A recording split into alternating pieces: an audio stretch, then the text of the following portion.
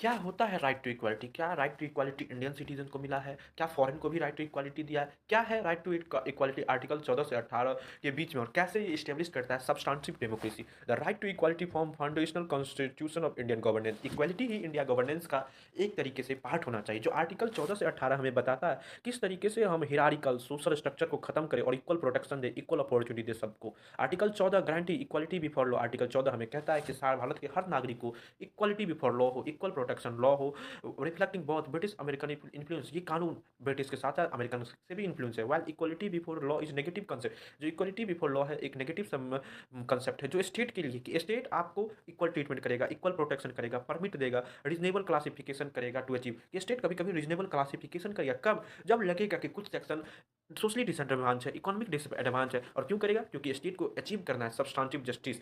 Judicial interpretation has transform article 14 from narrow to anti discrimination. Judicial interpretation में इसको classify किया है narrow anti discrimination clause guarantee against arbitration. किसी हर आदमी को आर्बिट्रेटरी नहीं लिया जाता। इन रुपया किस वर्ष Tamil Nadu supreme court held that arbitrary is a anti ethical equality. Arbitrary होना चाहिए, गवर्नमेंट के पास रीजन होना चाहिए, तब उसमें इक्वालिटी को छेड़छाड़ करिए। मेनका गांधी इस केस में कहा था कि were equality liberty and procedures procedure were read together fairness of state action. Equality के साथ लिबर्टी हो और एक्शन में। आर्टिकल 15 से 16 परमिट करता है एफर्मेटिव एक्शन। आर्टिकल 15-16 कि सरकार एफर्मेटिव एक्शन, जो भी लोग गरीब है एजुकेशनली सोशली, उसके लिए कानून बनाए, उसके लिए रिजर्वेशन का प्रावधान हो, जैसे शेड्यूल कास्ट शेड्यूल क्राइम के लिए। The constitution thereby move beyond the formal equality. Constitution सिर्फ इक्वालिटी पे बात नहीं करता, सब्सटेंसिव इक्वालिटी। सब्सटेंसिव इक्वालिटी, जो लोग पीछे छूट गए हैं सोशल में, एजुकेशन में, पॉलिटी में, इकोनॉमी, उस सबको रिजर्वेशन देंगे, चाहे एससी एसटी महिला, उस सबको reservation through debated. Reservation through debated are instrument of social justice. Reservation क्या है? एक सोशल जस्टिस का पार्ट है।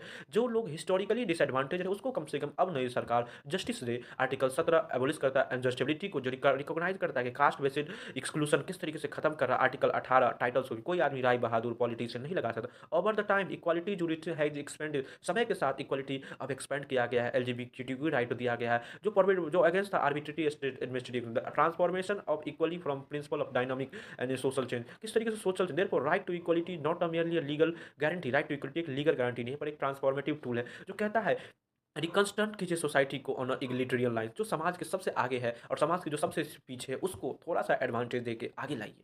Analyse the relation between fundamental right and DPSP. Fundamental right part 3 को बताता है और डीपीएसपी हमारे 4 को बताता है। ड्यूअल पिलर्स है, पॉलिटी के लिए एक काम करता है, पॉलिटी के लिए एक काम करता है इकोनॉमिक डेमोक्रेसी के। Initially a conflict engage there relative primacy. पहली दोनों में कॉन्फ्लिक्ट होता है, पर स्टेट वर्सेस चंपक दुलाराइन के सुप्रीम कोर्ट ने कहा क्या फंडामेंटल राइट आगे होगा, डीपीएसपी उसके नीचे होगा थोड़ा सा। However constitution amendment judicial gradually harmonise relation. और कॉन्स्टिट्यूशन अमेंडमेंट के साथ कुछ